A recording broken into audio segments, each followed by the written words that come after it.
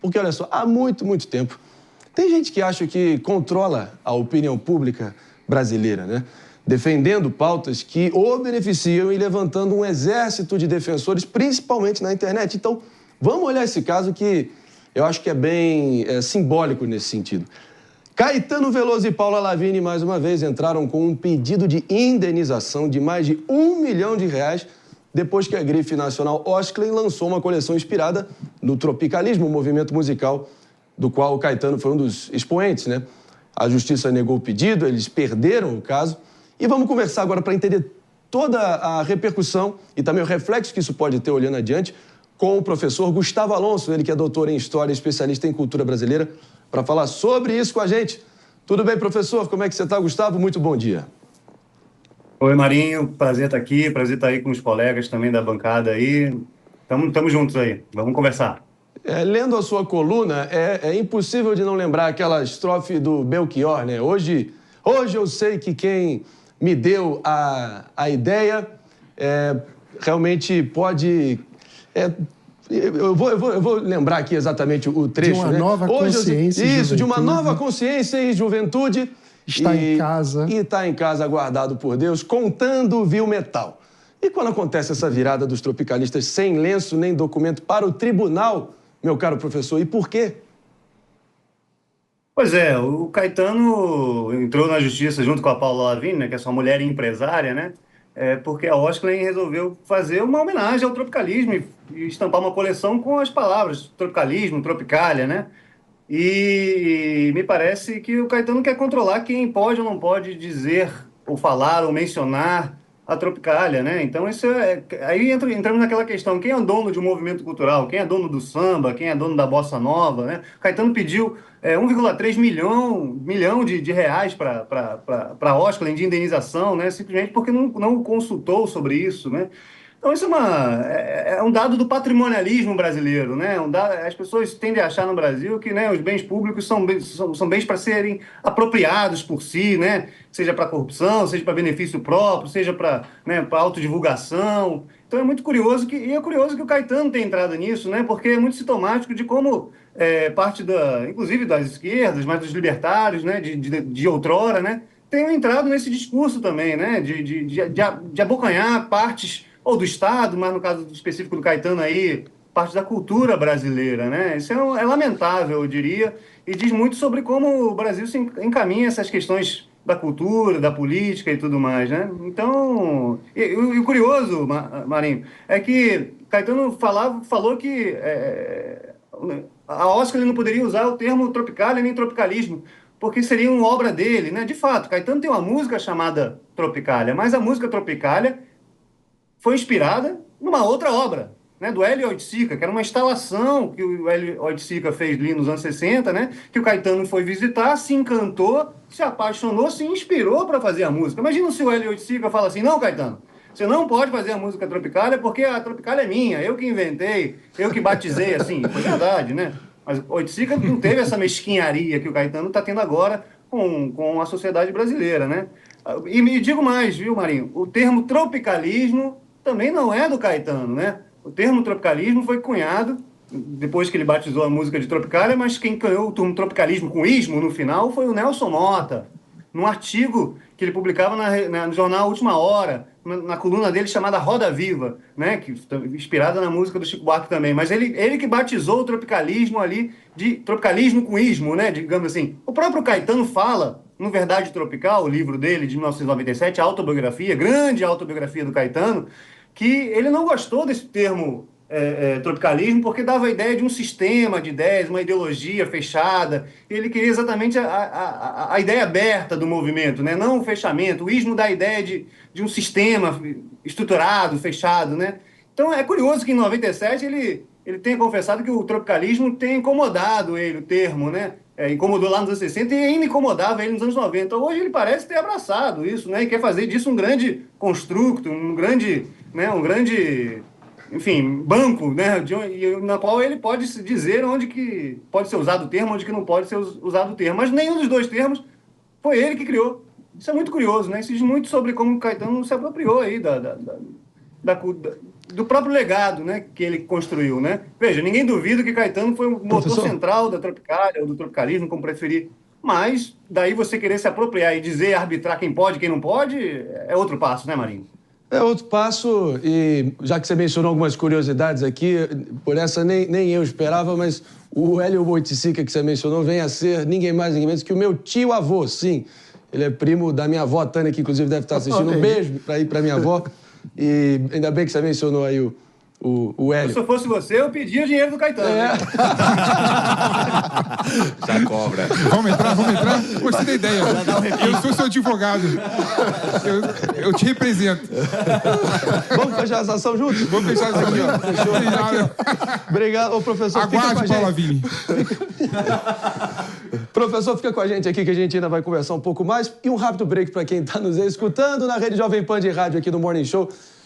Pepe, a gente vai se dar bem nessa aí. Quem ri por último, ri melhor, meu caro professor. Mas vamos ouvir aqui o Mano Ferreira, que foi muito gentil, inclusive, em promover a sua vinda aqui no Morning Show hoje. Palavra do Mano. Gustavo, prazer enorme ter você aqui no Morning conversando com a gente. Eu queria trazer um pouco da conversa sobre propriedade intelectual, direito autoral e a liberdade de expressão, a liberdade de fazer coisas com outras obras e de se apropriar de elementos de uma obra para criar uma terceira obra. Na tua visão, qual que é o limite sobre isso? Porque a gente vê na classe artística brasileira, muitas vezes, uma postura que é patrimonialista, como você descreveu, ou que é quase sindicalista em torno do direito autoral, como se fosse uma coisa sagrada, a ponto de, tempos atrás, ter tido até vários ícones da MPB se movimentando para censurar biografias que não distribuíssem royalties, né? Qual a tua visão sobre o ponto onde uma coisa se separa da outra, o direito autoral e a liberdade de expressão? Veja, eu sou biógrafo, né? Quer dizer, eu escrevi algumas biografias, inclusive escrevi agora uma biografia que está para sair sobre o Dominguinhos, o sanfoneiro, né? Aliás, a sanfona está aqui em homenagem ao Mano, está aqui desse lado, né? Que é daqui de Pernambuco. Hoje é dia de São João aqui em Recife, né? Aqui em Pernambuco, né? No Nordeste todo. Mas eu acho que é uma confusão em relação a essa questão das biografias, que foi um grande episódio que causou a comoção lá em 2015, no qual Caetano se colocou contrário, né, à livre escrita das biografias, inclusive as não autorizadas. Ele queria só biografia autorizada, né? Eu fico imaginando se o Lula... se a gente só poder escrever sobre o Lula o que ele autorizar, se o Bolsonaro, a gente só poder escrever só o que ele autoriza. Não faz sentido isso, né? Mas eu acho que é uma confusão aí, mano, é o seguinte: a biografia não é a vida de um sujeito, como disse o Roberto Carlos lá atrás, em 2015. Roberto Carlos falou e o Caetano endossou: a minha vida é propriedade minha. Sim, ninguém duvida que a vida do Roberto, do Caetano, é propriedade dele, mas a escrita da vida dele não é. Né? A escrita sobre a vida do Lula, do Bolsonaro, não é. Né? Veja, a escrita é um pedaço da vida. Por isso que a gente pode escrever, né, 300 biografias do Lula, 300 biografias do Roberto Carlos, 400 do Caetano. Enfim, a escrita da biografia é de quem escreve isso, porque você seleciona. Todo mundo que já escreveu um livro ou fez um filme, você seleciona, né, trechos, partes da vida. Ninguém consegue abordar a vida de um sujeito nem em 200, 300, 400, nem 500, nem 1000 páginas. A vida é muito maior que isso. Então eu diria que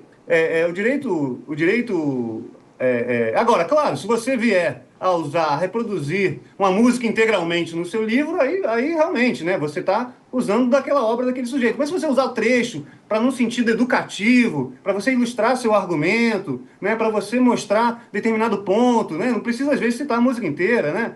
Então, eu acho que tem esses limites que sempre são questionáveis, a gente pode debater aqui e acolá, mas que precisam ser entendidos no sentido pedagógico. Veja, o que eu estou usando da obra do Caetano, ou da trajetória dele, ou de um trecho do filme, ou falar da vida dele, tem um sentido de formação cultural da sociedade. Então, isso é importante considerar para a gente fugir da mesquinharia, porque senão daqui a pouco ninguém pode falar nada de ninguém, porque tudo é propriedade das pessoas, tudo é propriedade de alguém, tudo é posse de alguém, então daqui a pouco a gente não pode falar de Lula não é, ou do Bolsonaro, ou de quem quer que seja. Então eu acho que o direito...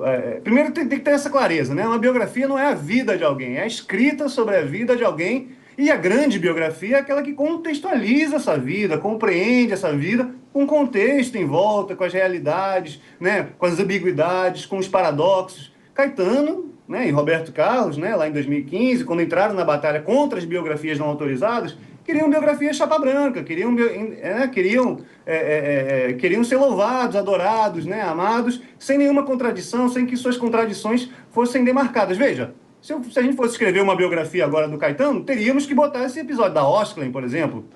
E ele não ia gostar, mas o problema do Caetano aconteceu, é um fato, aconteceu, isso não pode ser negado. Então é importante que isso, que essas biografias, né, e colunas de jornal e qualquer coisa não entre no chapa-branquismo, né? Vamos só fazer uma breve interrupção. Seguimos aqui com o professor Gustavo Alonso, que escreveu ontem uma coluna que está dando o que falar. Sobre essa sensação do patrimonialismo de certos setores aí da cultura brasileira, focado especificamente no caso do Caetano Veloso e sua esposa Paula Lavigne, que pediram uma indenização pelo suposto uso indevido da imagem deles na campanha recente da grife Osklen, a grife de roupa Osklen, e a justiça negou, e claro, todo o reflexo que isso está tendo mais amplamente aqui na discussão cultural do nosso Brasil. A gente segue em frente aqui com o papo e trazer também o Felipe Monteiro para te fazer uma pergunta, professor. Bom dia, professor. Prazer estar com você no Mone, conversar um pouquinho sobre cultura brasileira, né? Sempre uma honra. A minha pergunta vai no seguinte sentido, né? Como bem Mano colocou aqui, e você também colocou na sua fala inicial, a cultura não é estática, a cultura ela é viva, né? Ela transmuta. E você bem mesmo disse, né, que o Caetano Veloso pegou a inspiração da Tropicália numa obra do Oiticica, né, uma instalação do Oiticica. Ou seja, a cultura ela não pode ser colocada numa redoma, ela tem que ser livre para poder reproduzir e fazer coisas novas. Por que você acha que os artistas brasileiros, que sempre foram inspiradores da liberdade, depois de um tempo ficaram autoritários, né? Existe alguma explicação para isso? Você vê o caso das biografias e os casos do Caetano Veloso na resposta que ele deu em relação ao Osklen. Por que você acha que esse autoritarismo cultural predomina nesses grandes artistas brasileiros depois de um tempo? Veja, Cléber, é importante que se diga uma coisa. O Caetano também mudou de opinião ao longo da história em relação a essa questão do patrimonialismo, né? Em determinados momentos ele se mostra patrimonialista, em outros menos. Vou dar aqui exemplos concretos disso. Em 2007, quando a biografia do Roberto Carlos foi censurada pelo Roberto Carlos, né, ele proibiu, o Caetano se colocou contra. Aí em 2015, quando esse caso chegou ao STF, ele se colocou a favor do Roberto Carlos, ou seja, a favor da censura. Aí em 2017, ele escreveu um novo prefácio para o livro Verdade Tropical, a autobiografia dele, que foi publicada em 97, foi relançada em 2017 com um novo prefácio. Lá ele falava que, não, veja bem, eu não concordava com aquilo e achei bom que não tivesse passado adiante, que não tivesse sido proibido, eu estava lá com meus amigos, eu estava ali com... Veja, Caetano tem uma trajetória muito tortuosa em relação a várias questões, né? Há pouco tempo atrás ele estava apoiando o Losurdo, o intelectual italiano stalinista, né? Enfim, vai entender, né? Então, eu acho que isso é bastante sintomático dele. Mas, dizendo de forma geral, eu acho que está subindo um pouco a cabeça do Caetano a questão financeira, né? Isso tem a ver com como ele foi construindo a carreira dele, sobretudo a partir dos anos 90. Não ele só, Caetano e Gil, sobretudo. Eles eram hippies até ali os anos 80, né? Com pouco dinheiro, nunca passaram privações, claro, né? Mas eram hippies, eram artistas pós-modernos, não sabiam lidar com dinheiro exatamente, não era deles, né? Nunca passaram necessidade, mas não eram ricos. Eles se tornaram ricos a partir do momento que eles encontraram Flora, Gil, né? E Paula Lavigne, que foi quem, com muita propriedade, muita sagacidade, muita inteligência, porque são mulheres inteligentes, organizou a vida deles, né? Organizou e conseguiu transformar em cifrão, em lucro, em dinheiro, aquele respeito que eles tinham na sociedade. Isso é legítimo e válido, né? Ela organizou, transformou ele em grandes produtos culturais e financeiros, é importante que se diga. Mas chegou um momento que parece que isso está subindo a cabeça, né? Tudo é potencialmente lucro, não existe mais papo de cultura, né? Tudo parece contar moedas, como eu botei no título da minha coluna, né? Tudo parece querer servir para contar moedas. Me parece que o surto aí empresarial de transformar a cultura em lucro, né, cria essas aberrações, né, e tristemente no momento que esse pessoal está ficando velho, né, que fim de carreira meio triste, né, porque são gênios da música brasileira, são grandes gênios da música brasileira e o tropicalismo, eu diria não, eu tenho certeza, pelo menos na minha opinião, é o maior movimento cultural do Brasil, né, desde a semana de 22. Acho que é difícil contestar isso, né? E ele é um gênio, mas um gênio contando moedas, né? Isso é lamentável, né? Meu querido professor Gustavo Alonso, é complicado. Muita gente fala também que na gestão do próprio Gilberto Gil, que você mencionou, no Ministério da Cultura, nos primeiros governos Lula, permitiu que a Lei Rouanet fosse usada por grandes artistas ao invés dos pequenos que precisam de mais apoio. E, enfim, fica essa questão para a gente olhar e seguir refletindo entre retórica e prática e talvez inversão de prioridades para eles voltarem a ter todo o reconhecimento que eles merecem nesse momento hiperpolarizado de fragmentação cultural. Acho que essa é uma das conclusões que a gente chega hoje aqui juntos. Mas obrigado demais pela sua presença, professor Gustavo Alonso, aqui no Morning Show, sobre esse caso que está dando o que falar. Obrigado. Prazer, obrigado, viu? Abraço, colegas.